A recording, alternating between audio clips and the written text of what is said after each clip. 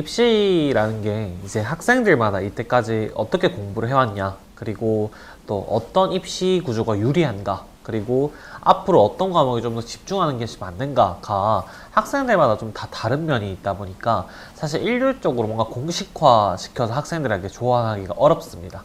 그러다 보니까 일단 학원에서 상담을 진행할 때는 학생들의 상황을 먼저 제대로 들으려고 노력하는 것 같습니다. 그래서 학생이 지금 이때까지 어떤 공부를 해왔고, 또 이제 뭐 내신의 성적은 어떻고, 그리고 뭐 앞으로 공부해야 될 공부에 대한 계획의 엄밀성은 좀 어떤지, 그런 것들을 중심적으로 얘기를 좀 들으면서 학생한테 정말 실질적인 방향성을 좀 정립해 줄 수 있는 그런 상담을 좀 추구하는 것 같습니다. 그런데 아무래도 이제 학원에서 상담을 진행을 했을 때 모든 학생들을 제가 직접 다 상담을 할 수가 없다 보니까 이번 기회에 학원에서 이제 실제로 상담했던 사례들을 좀 소개하면서 참고해 보실 만한 부분들이 좀 있을까 싶어서 상담 인사이드라는 컨텐츠를 찍게 됐습니다.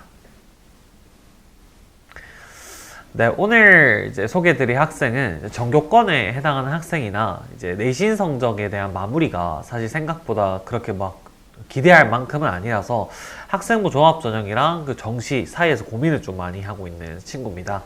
사실 학종 성적이 좀 아쉬운 것에 비해서 정시 경쟁력이 굉장히 있는 친구인데, 뭐 국어 같은 경우에는 이번에 좀 6월 평가는 좀 쉽긴 했지만 그래도 원래는 평소에 한 1등급이 안정적으로 나오는 친구였거든요. 그래서 이번에 6평이 1컷이 95점인데 92점 정도로 아깝게 2등급이 나왔고, 수학은 이제 미적분을 선택하는데 1등급 96점이 나온 상태입니다. 그래서 평소에도 이제 학원에서 성적이나 이런 걸 봤을 때도 굉장히 좋은 성적을 받을 수 있는 친구라서 정시에 조금 더 집중하는 것이 맞지 않겠나, 이런 얘기를 하고 있던 중이었고, 학생부 종합전형으로 본인이 쓸 수 있는 대학의 수준 자체가 사실 성에 좀 안 차는 면이 좀 있다 보니까 그런 면에서 앞으로 입시 방향을 어떻게 가져가야 될지 혼란이 좀 있는 상태였습니다. 그리고 1학기 자체를 학교 공부에만 좀 집중해서 공부를 좀 하다 보니까 사실 정시에 대한 감각이 좀 많이 잃어버린 상태였는데, 앞으로 정시 공부 계획을 어떻게 세우면 좋을지에 대한 것도 고민인 상황이었습니다.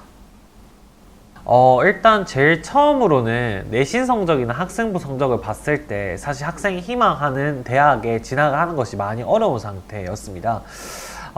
그래서 어머님도 사실 그것들을 미리 알고 계셔서 뭐 컨설팅이나 아니면 박람회나 이런 걸 좀 다니시면서 대충에 대한 파악을 하고 계셔서 이걸 어떻게 하면 좋을까 얘기를 하다가 좀 안정적이고 보수적으로 학생부 종합전형을 보험의 형태로 2장 정도만 적는 것을 목표로 하자라고 했습니다.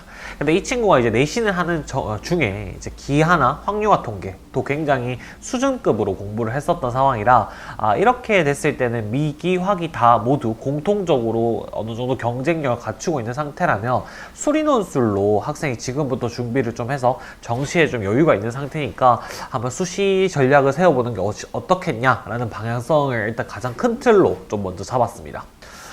그리고 이제 정시에서 국어 수학 실력이 매우 뛰어나기 때문에 수시나 교과나 종합을 쓰기가 사실 본인 성적보다 많이 좀 떨어지는 상태다 보니 아까운 면이 좀 있는 것 같아서 지금 이때까지 윈터 때부터 정시에서의 공부는 국어 수학 메인 과목에 좀 더 치중한 면이 있는데, 정시까지 넘어가야 되는 상황이 왔다면 영어랑 탐구에 대한 것도 이제부터는 소홀하지 말고 어떻게 공부를 하면 좋을지에 대한 계획을 구체적으로 세워주었습니다. 학생한테 제시했던 솔루션은 일단 첫 번째는 지금 이제 6월 평가원이 끝나고 나고 기말고사도 끝난 이 시점에 수시랑 정시에서 갈팡질팡하던 시간이 이제 끝났기 때문에 6월부터 시작해서 9월까지의 이 9평 전까지 정시에만 집중할 수 있는 이 시간을 정말 좀 집중적으로 공부를 하고 공부에 대한 계획을 제대로 세워서 학습을 할 수 있어야 된다라는 것을 굉장히 많이 강조했습니다. 그래서 기말고사가 끝나고 난 다음에 썸머, 이게 다시 말하면 여름방학 기간까지 학생이 어떤 공부를 해야 되고 어떻게 생활을 할 것인지에 대해서 그냥 대충 뭐 이 정도 문제집을 풀고 이렇게 공부를 하고 정도의 밀도가 아니라 촘촘하게 어떤 거를 해야 될지를 주 단위로 충분히 계획을 짜서 공부의 밀도를 높이자라는 것을 굉장히 강조를 했습니다.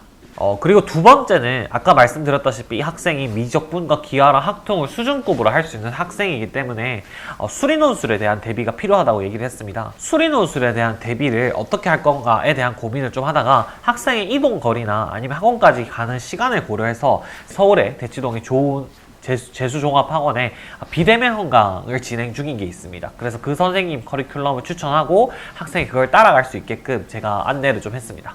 그리고 세 번째는 영어랑 탐구가 사실 이때까지 수시랑 병행을 한다고 해가지고 굉장히 좀 소홀했던 면이 있는데, 그런 면들을 좀 보완하고자 어떤 거 공부해야 될지에 대한 구체적인 계획을 세우고, 그리고 그 공부들이 제대로 이루어졌는지를 여름방학이 끝나고 난 다음에 점검하자는 것을 이제 계획으로 세웠습니다. 그리고 네 번째는 이제 학생부 종합전형을 쓰긴 쓸 건데, 아무래도 이 학생이 목표하는 대학 정도의 수준까지는 아니다 보니까 학생부 종합전형에 대한 컨설팅이나 아니면 원서에 대한 어떤 공부는 어머님께서 좀 대신해 주시길 부탁을 좀 드렸습니다. 그래서 어머님께서도 원래도 뭐 박람회를 좀 다니시거나 아니면 상담회를 좀 다니시거나 그러시는 편인데, 학생부 종합전형 2장에서 3장 정도 적게 되는 그 원서에 대한 결정은 어머님이 좀 충분히 공부를 다 하시고 학생과 의논해서 원서를 적는 방향으로 해서 학생이 남아있는 이 기간 동안에 정말 정시에만 좀 집중해서 공부를 할 수 있게끔 하는 것이 정말 중요하겠다라는 것을 강조를 좀 했습니다. 그리고 마지막으로는 사실 정시 공부를 좀 상당히 좀 쉬었다라기보다도 좀 소홀히 했었던 부분이 있다 보니까 불안감을 좀 많이 느끼고 있는 상태였는데요. 이 학생이 수학이 워낙 단단하다 보니까 정시에서의 안정성을 좀 얘기해주면서 심신을 조금 이제 달래주는 얘기를 좀 많이 했습니다. 국어를 잘하고 수학을 못하는 학생보다 수학을 잘하고 국어를 못하는 학생이 훨씬 더 정시에서 안정적인 편입니다. 그렇기 때문에 국어 성적은 지금 뭐 나쁘진 않지만 그래도 수학에서 최고점을 찍을 수 있을 확률이 매우 높기 때문에 국어에서 좀 실수가 나오더라도 본인이 희망하는 서울 상위권 대학을 진학하는데 큰 문제가 없을 테니, 왜냐하면 이 친구가 국어 성적도 나쁘진 않기 때문에 뭐 엄청나게 4등급, 5등급까지 떨어진다거나 그럴 리는 없을 거거든요. 그래서 그런 부분에 대한 얘기를 좀 해주면서 마음을 좀 안정시킬 수 있게끔 했고, 그리고 그걸 바탕으로 현실적으로 9월까지 전까지의 공부가 매우 중요하기 때문에 그런 부분에 좀 집중해서 공부를 하라고 조언을 해주었습니다. 학원에서 상담을 진행할 때 학생들의 상황에 얘기를 들어보고 단순히 학생들 상황을 맞춰서만 상담을 진행하지 아니라 현실적인 솔루션을 제시하려고 노력을 합니다. 그래서 학생들마다 가지고 있는 다 각자의 강점과 이때까지 생활 습관과 그리고 공부의 습관 그리고 앞으로의 계획을 모두 망라하여 상담을 진행하는 편이기 때문에 그런 점에서 학생들이 도움을 많이 받는다고 생각하는 것 같습니다. 학원에 와서 학생이 저와 상담을 진행하게 되신다면 아무래도 명확한 솔루션을 바탕으로 입시의 불안정성을 좀 해소할 수 있지 않을까라는 걸 감히 기대해 봅니다. 감사합니다.